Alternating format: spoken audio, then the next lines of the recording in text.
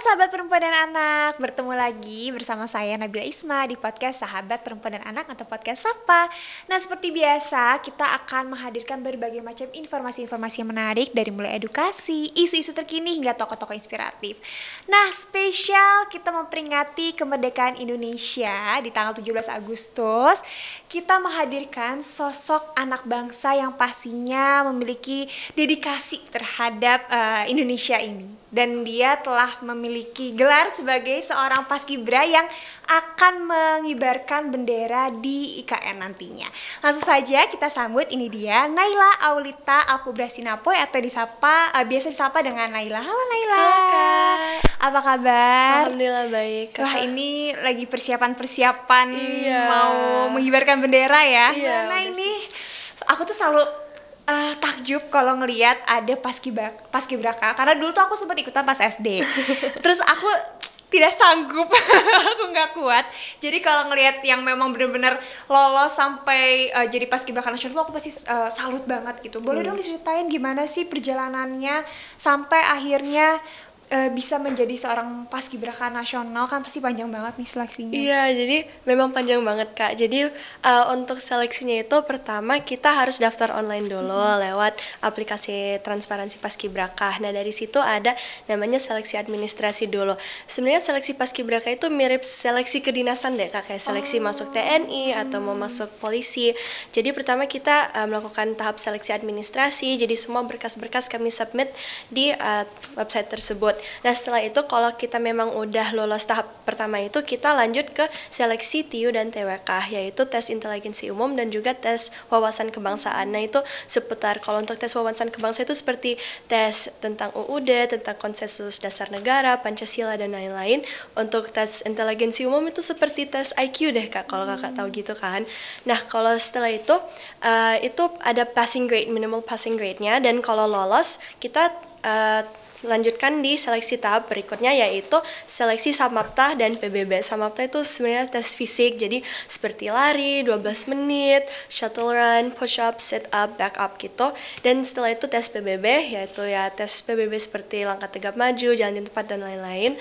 Dan setelah itu tes terakhir adalah tes namanya kepribadian. Di situ kita bisa menunjukkan talenta-talenta kita dan nanti di interview juga biar para tim juri itu, tim seleksi bisa tahu kita orangnya itu kayak gimana sih paskibraka. Kalau memang kita akan menjadi calon paskibraka, kita calon paskibraka yang seperti bagaimana sifatnya dan attitude-nya gitu Kak.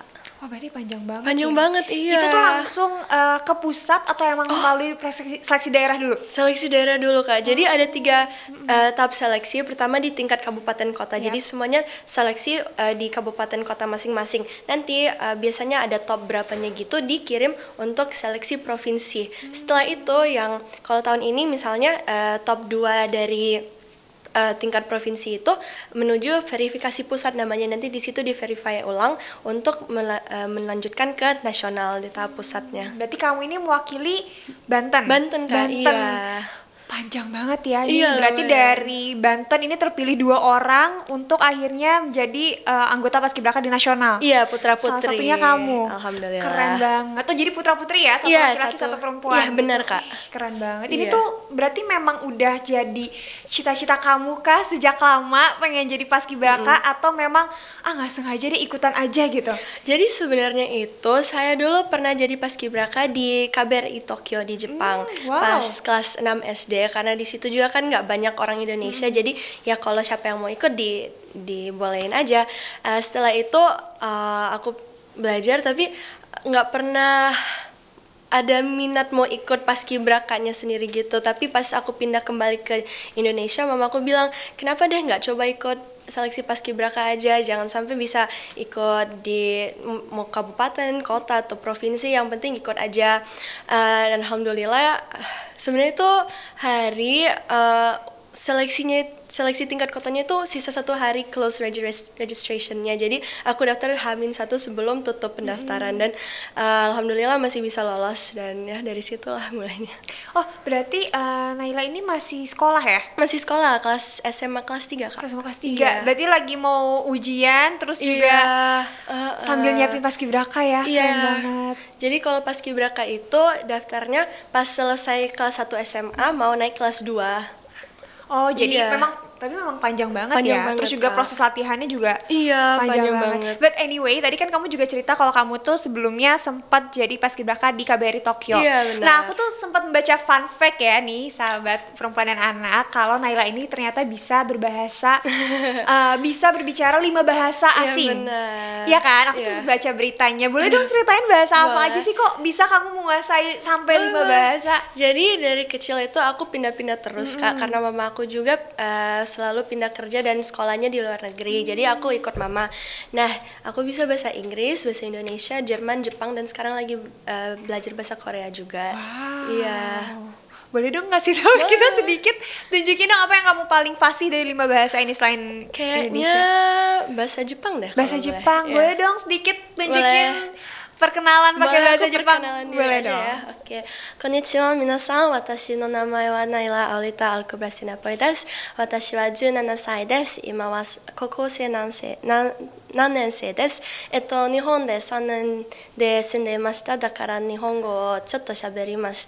日本語とドイツ語とインドネシア語と英語と喋ります。ありがとうございます。 Wih, keren banget. Wah, ini bener-bener berarti gak main-main ya seleksinya. Kalau tadi dibilang ada seleksi intelligence ya, sekarang Iya. memang terbukti Naila ini bahkan mahir berbahasa Jepang dan tadi juga ya ada bahasa-bahasa lainnya lagi dipelajarin, keren banget. Makasih, Kak. Tapi tadi kamu juga bilang kalau memang sebenarnya awalnya nggak pernah kepikir untuk jadi Enggak, paskibraka kan? iya. Tapi ada nggak sih sosok tokoh atau figur yang akhirnya ngedorong kamu untuk jadi akhirnya pengen deh daftar jadi paskibraka? Ada Kak, as I said before, jadi mama aku itu seorang paskibraka provinsi juga dan aku itu baru tahu sebelum aku seleksi paskibraka. Jadi dia bilang, oh iya mama juga pernah dulu ikut seleksi paskibraka, kamu ikut aja deh, coba-coba aja, fun kok itu bergabung sama teman-teman. Jadi yaudah dia push aku untuk seleksi, dia juga bantu aku latihan fisik itu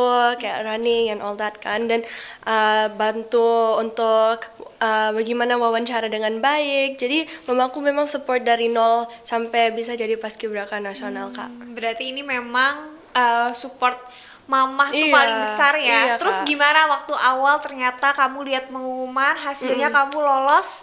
Gimana sih respon kamu saat Wah. itu dan respon mamah kamu juga yang paling mendukung? Kalau aku itu surprise banget, lumayan surprise juga sih karena wow, rasanya wow banget, kayak wah bisa kepilih ya jadi paskibraka nasional, karena biasanya itu kita nonton di TV terus Iya. kan waktu itu juga aku lihat kakak-kakak senior aku yang di TV, like gagah banget mereka pakai PDU di Istana Merdeka, nggak nyangka bisa gitu juga Kak. Tapi pas hari itu juga mama ikut pas hari terakhir di Pantohir, pas selesai dia she cried, like karena grandma aku juga ikut kan, mereka berdua benar-benar bangga dan they just cried the whole day deh Kak. Aku juga merinding loh dengarnya, kayak membayangkan nih kalau jadi seorang ibu terus ngelihat anaknya dari proses yang panjang, latihannya juga nggak main-main, Nggak terus main-main, iya. lolos tuh pasti bangga banget Iya. sih sebagai seorang ibu. Iya, siapa orang tua yang mana yang nggak bakal bangga kalau anaknya udah lolos yang. Betul banget, apalagi paskibraka nasional. Kamu tuh sekarang berarti posisinya di apa ya?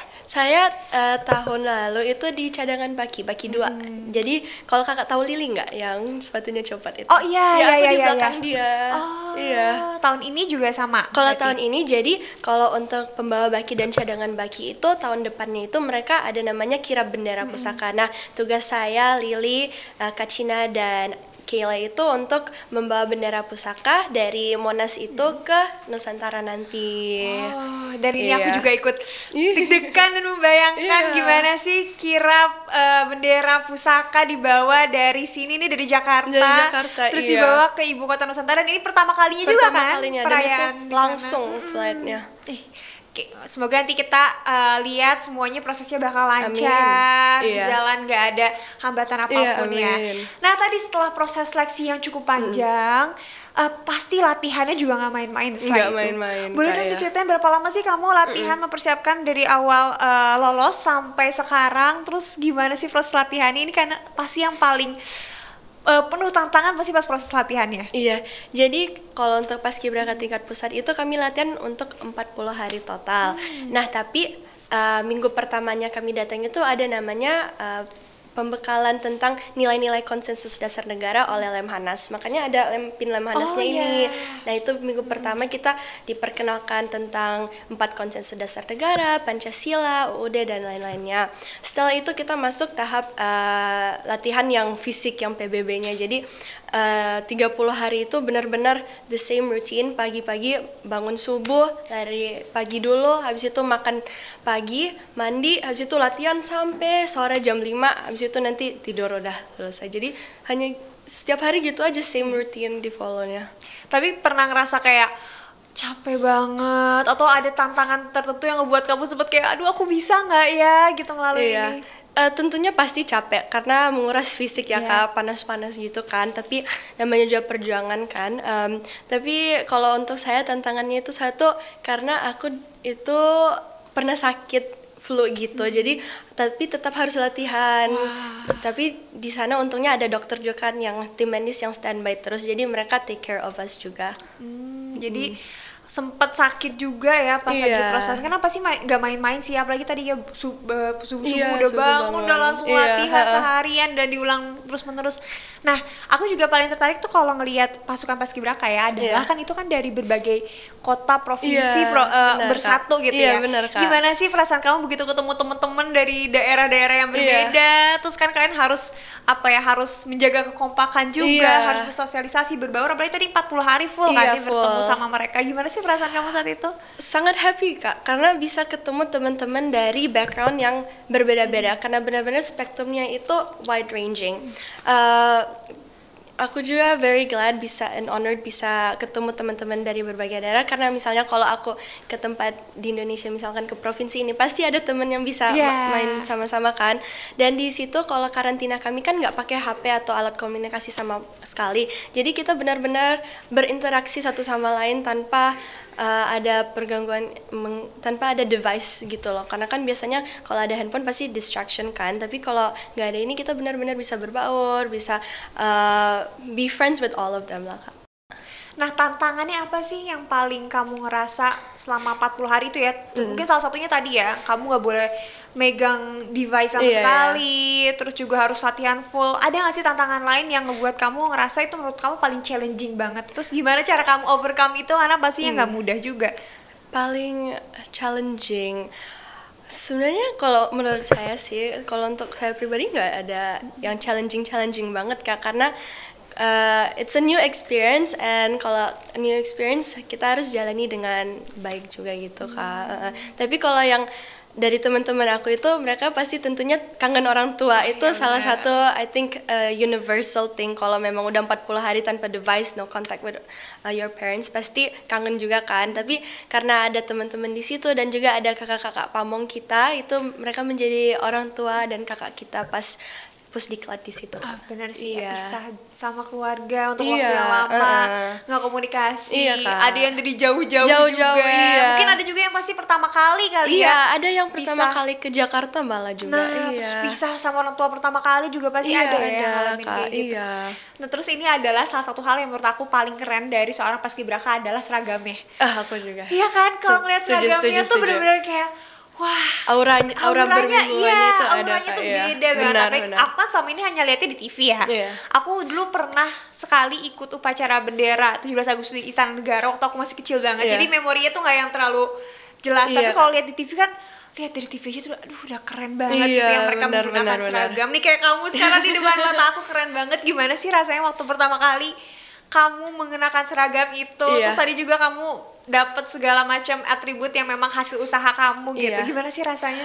Pertama kali kita tes fitting PDU itu kayak rasanya wah udah makin deket nih dengan 17-an, tapi pas kita lihat pedionya wah keren banget bisa, dan pedionya kan custom fit untuk kita juga kan, jadi benar-benar personalized for you, dan ini mungkin juga sebagai hasil usaha latihan kita, sebagai hasil usaha latihan sebelum seleksi pon, dan inilah hasilnya gitu Kak. Nah ini ada yang aku pernah denger dari temen aku yang paskibraka juga ya. Kalau mereka tuh biasanya setiap orang punya kayak ritual khusus atau kayak punya kebiasaan khusus sebelum menggunakan seragam. Oh iya. Kalau kamu ada nggak? Apa ya? Kalau ritual khusus kayaknya enggak kayak sih. Kayak kebiasaan gitu sih. Kalau ya nggak ada sih Kak, paling ya bismillah aja buat karena kan biasanya kalau kita pakai PDU itu pas geladi bersih dan hari H, jadi berdoa biar kita bisa bertugas dengan lancar gitu Kak. Itu pasti deg-degan banget ya. Deg-degan Kak, aku, iya. Entah kenapa aku jadi ikut merasakan euforia dan deg-degannya gitu loh, duduk di sebelah kamu. Nah tadi kan kamu udah mempersiapkan untuk upacara bendera nanti. Gimana sih proses persiapan itu? Apa yang paling menurut kamu sulit atau challenging dalam proses persiapan? Apalagi kamu udah pernah coba langsung upacara di Istana Negara kan? Gimana sih rasanya begitu pertama kali kamu mengibarkan bendera di Istana Negara? Rasanya pas kami pertama arrive di Istana Negara itu beda banget, kayak auranya udah terasa gitu loh. Oh, ini makin dekat aja karena kita sampai di Istana Negara itu 1 minggu sebelum pengibaran. Jadi kita ada gladi kotor, gladi bersih juga di situ. Tapi benar-benar terasa auranya, as I said before, auranya tuh terasa banget pas kita udah arrive. Tapi makin deg-degan juga sih karena wah benar-benar tugas kita ini tugas negara yang akan dinonton sekian ribu banyaknya orang Indonesia di seluruh Indonesia gitu Kak. Pernah gak sih kamu ngerasa nervous sebelum memulai itu? Terus gimana cara kamu mencegah atau mengatasi nervous itu? Karena pasti deg-degannya luar biasa sekali ya. Jadi kalau aku yang paling nervous itu pas gladi bersih Kak. Kenapa ya? Karena mungkin di situ pertama kali kita full on upacaranya seperti upacara hari H dan pakai PDU juga di situ kan. Jadi jadi gladi bersih yang paling nervous, tapi mengatasinya mungkin pertama berdoa terus biar dilancarkan, dan I think trust in yourself ya, karena udah latihan sekian lamanya, pasti kalau if you put the effort into latihannya secara maksimum pasti hasilnya juga insya Allah bagus Kak. Ya benar banget sih. Terus gimana menurut kamu ketika kamu menjadi perwakilan daerah juga, atau kita bisa bilang sebenarnya kamu ini sosok anak bangsa yang memang berdedikasi penuh lah ya untuk Indonesia. Gimana sih perasaan kamu saat itu mewakili nama Banten, mewakili sekian banyak orang yang sama-sama pengen jadi paskibraka juga, dan saat kamu akhirnya melakukan upacara bendera sebagai seorang paskibraka, gimana sih perasaan kamu? Perasaan aku untuk mewakili Banten tentunya sangat surprising, karena aku itu nggak expect bisa atau akan mewakili daerah Banten, karena aku aslinya bukan dari Banten kan Kak. Tapi dengan itu aku bisa, karena sebelum latihan itu aku juga harus mempelajari tentang wawasan Banten. Jadi semua tentang sejarahnya, daerah-daerahnya di situ, khas-khasnya, dan hal-hal tradisional di situ saya harus pelajari kan. Dan I think I'm glad that I did that, karena itu meningkatkan wawasanku tentang Indonesia juga, bukan hanya tentang daerah asalku saja. Untuk mewakili Banten juga sangat honored bisa mewakili daerah Banten, karena banyak kompetisi juga di daerah tersebut, tapi alhamdulillah bisa dikasih kepercayaan oleh teman-teman dan daerah Banten untuk mewakili di tingkat pusat. Nah itu kan begitu kamu mewakili daerah ya, kamu membawa nama daerah dan kamu bertemu langsung dengan presiden, terus juga bertemu dengan pejabat negara lainnya yang saat itu ada di Istana Negara. Gimana sih rasanya ketika kamu pertama kali bertemu dengan presiden dan pejabat-pejabat lainnya? Ya karena as kakak said before, ini pertama kali bertemu presiden, kayak wah nggak nyangka bisa ketemu presiden juga, tatapan salaman gitu kan. Dan Pak Maruf Amin juga sempat tanya, kamu dari mana, Bantennya? Oh, dari Tangerang Selatan gitu. Jadi kayak it's a dream come true gitu, karena sebelumnya kita lihat presiden pasti di TV doang kan Kak, atau di YouTube, social media, tapi ternyata bisa juga berhadap-hadapan sama presiden dan pejabat-pejabat dan menteri-menteri lainnya juga kan. That's very very a big honor juga Kak untuk bisa ketemu. Pertama kali ya bertemu presiden, terus dalam posisi menggunakan pakaian paskibra kan pasti bangganya udah dan merasa terhormat banget juga sebagai seorang, istilahnya kita bisa bilang tamu undangan juga dari proses seleksi yang panjang. Nah tadi tuh kamu juga bilang kan bahwa memang selain kamu belajar paskibra itunya, selain latihan fisik juga, tapi juga kamu memang mendalami tentang Indonesianya, mengetahui lebih banyaknya juga tentang esensial-esensial dari Indonesia sendiri. Gimana sih setelah kamu menjadi seorang paskibraka, pandangan kamu terhadap Indonesia apakah ada yang jadi berubah, atau mungkin rasa nasionalisme kamu jadi berkembang? Karena kan sekarang anak muda kayaknya udah mulai luntur ya rasa-rasa cinta terhadap bangsanya. Nah kamu sendiri gimana sih pandangannya? Jadi kalau saya, karena kebanyakan my lifetime itu tinggal di luar negeri, jadi rasa kangen terhadap Indonesia dan rumah itu sangat-sangat kuat Kak. Jadi setiap kali kalau di luar negeri itu mama pasti perkenalkan kita dengan keluarga-keluarga yang Indonesia di sana. Kalau ada event-event Indonesia 17-an pasti disuruh ikut. Jadi disitulah mulai berkembangnya rasa nasionalismeku dan cinta tanah airku terhadap Indonesia. Tetapi setelah ikut paskibraka dan mengikuti Lemhanas, apalagi aku I had a realization, Indonesia itu sebenarnya sangat-sangat hebat as a country, karena negara yang kuat ya, kita punya Pancasila itu saja udah keren banget ya menurut aku, karena bisa menyatukan banyak differences menjadi satu. Unity and diversity, itulah Bhinneka Tunggal Ika. Dan setelah itu setelah ketemu teman-teman yang dari 38 provinsi yang lainnya juga, aku bilang wah Indonesia memang a very very diverse country, karena teman-teman yang dari Aceh beda teman dari yang dari Kalimantan atau yang dari Papua itu tetapi kita tetap bisa bersatu menjadi Indonesia. Dan I think that's what I learned the most pas ikut paskibraka itu, kesatuan dan persatuan sebagai warga negara Indonesia Kak. Jadi it got me even more nationalistic, dan rasa patriotismeku juga lebih kuat juga Kak. Iya, bayangin ya kayak ketemu teman-teman dari semua provinsi dengan budaya yang berbeda, Kak, bahasa yang berbeda, karakter berbeda. Jadi kayak terbuka betapa kayanya Indonesia.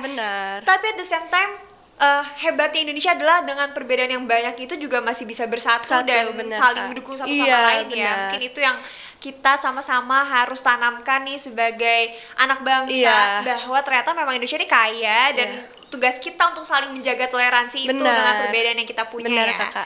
Nah sekarang kamu sudah menjadi seorang paskibraka, kira-kira setelah ini apa sih cita-cita yang pengen kamu wujudkan? Jadi aku ingin menjadi Menteri Kesehatan Kak. Wow. Aku ingin memperbaiki lagi dan sistem kesehatan di Indonesia, make kesehatan itu, fasilitas kesehatan accessible untuk semuanya dengan standar yang tinggi juga Kak. That's what I vision in the future. Berarti abis ini kamu juga pengen ngambil sekolah yang berhubungan dengan kesehatan? Iya Kakak. Menjadi dokter apa ya jangan-jangan? Apakah kamu ingin menjadi dokter? Ya nanti kita lihat.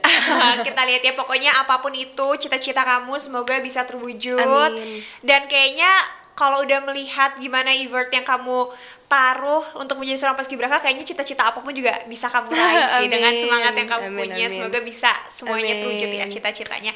Closingnya yang terakhir nih ya, kita sebelum menutup podcast pada hari ini, boleh dong disampaikan pesan untuk sahabat-sahabat perempuan dan anak, untuk teman-teman di luar sana yang mungkin pengen jadi paskibraka juga. Kira-kira apa sih yang harus kita persiapkan? Oke, pastinya kalau untuk mau jadi paskibraka banyak tes yang kalian harus lakukan, banyak seleksi yang harus dilakukan sebelum menjadi paskibraka. Nah, kalian harus research about that first, dan persiapkan diri kalian, karena latihan dan persiapkan diri kalian dengan sebaik-baiknya, karena tes-tesnya itu nggak gampang deh, pokoknya susah, dan makin banyak kompetisi dengan teman-teman yang lainnya. Tahun ini aja ada 153.000 pendaftar paskibraka, jadi it's very competitive. Paskibraka sekarang tambah kompetitif, dan tentunya di masa depan juga pasti lebih kompetitif lagi. So prepare yourself really well. message yang lainnya itu don't give up dan selalu believe in yourself, karena semua usaha yang kalian put will not betray hasilnya, nggak bakal mengkhianati hasil. Terakhir Iya. banget nih ya, apa pesan untuk anak-anak di luar sana supaya makin cinta sama Indonesia? Untuk teman-teman, tetap menjaga rasa cinta kalian untuk Indonesia, karena Indonesia itu sangat kaya dan sangat hebat. Para leluhur kita juga sudah memperjuangkan kemerdekaan Indonesia dengan sangat keras. Banyak sacrifices they had to make untuk membuat Indonesia merdeka. Jadi kita harus tetap pertahankan kemerdekaan Indonesia ini dan selalu membuat Indonesia maju ke depannya, Kak. Thank you banget Naila Makasih, udah Kakak. hadir di podcast Sapa. Semoga semua persiapannya bisa membuahkan hasil yang maksimal. Amin. Semoga semuanya lancar sampai Kak. nanti Terima kasih. peringatan kemerdekaan Indonesia Iya, di Kakak. IKN Amin. nanti. Sehat-sehat terus ya. Kakak juga sehat-sehat Iya, terima selalu. kasih banget udah datang ke podcast Kasih. Sapa ya. Salam juga buat teman-teman Paskibraka Iya, yang lainnya. terima- Sama seperti Naila, kita juga bisa mengambil peran untuk membuat perubahan di sekeliling kita. Salah satunya adalah ketika kita mendengar, menyaksikan, ataupun mengalami kekerasan, bisa lapor ke hotline Sapa 129 atau via WhatsApp di 08 111 129 129. Saya Nabila Isma, sampai bertemu di episode podcast Sapa selanjutnya. Dadah!